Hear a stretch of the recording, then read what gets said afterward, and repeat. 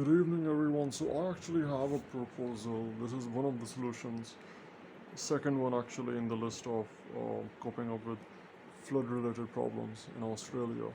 So, this one is basically using military to go and have them do search and rescue missions for animals, domestic animals, pets, pet dogs, cattle, sheep, you know, horses, stuff like that.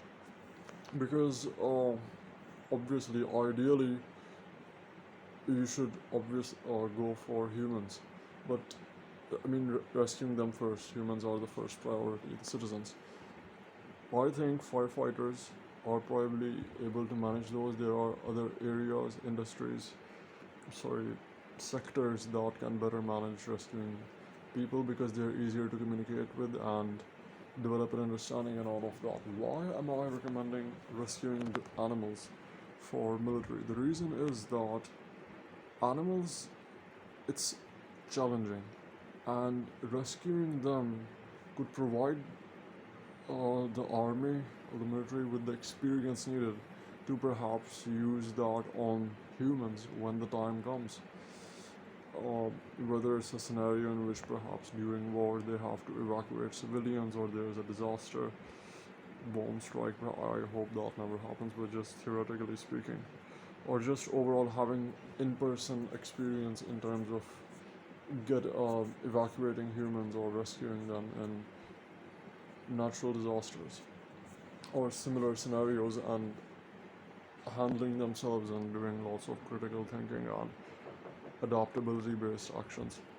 Yeah, so rescuing animals, livestock, has a lot of pros. I mean, it provides you with scenarios and situations where you get to experience firsthand a lot of things. There would be animals that are scared and would want to run away.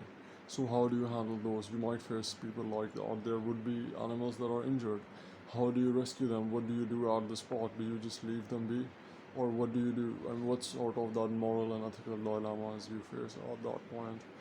Or you could experience things similarly with humans. You could find animals, there are a lot of them, and how do you evacuate them from flood prone areas or places where they're high at risk of dying soon? How do you take action in those under pressure scenarios? What kind of decisions you make, what kind of choices you make, the teamwork, coming up with ideas, solutions at the moment.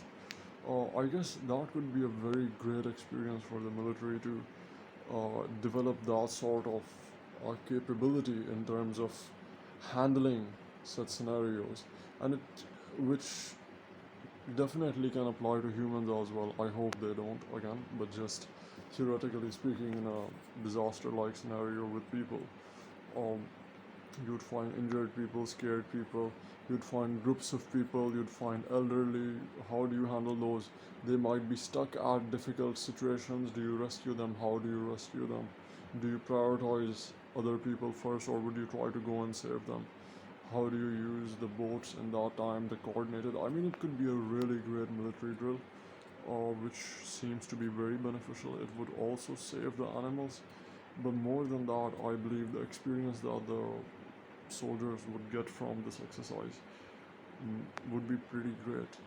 I mean, you find them. How do you find them? How do you round them up? How do you rescue them, move them to a safer place? All sorts of those things, the kind of creativity that might come, or necessity, and the inventions you come up at that point, or the coordination you might have with your team in those scenarios. You could pretend that those animals are humans while you're rescuing them, and that might provide a higher degree of realism to that situation. It's kind of an actual disaster as opposed to empty drills that you might carry on during your normal training. I read books, that's just my source of information on the kind of way military does things, or I might be wrong. But I mean, there are probably drills that you do, specific scenarios that you try to handle, and all of those things.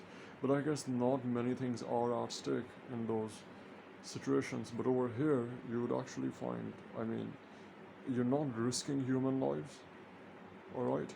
But it's still something that can be explored.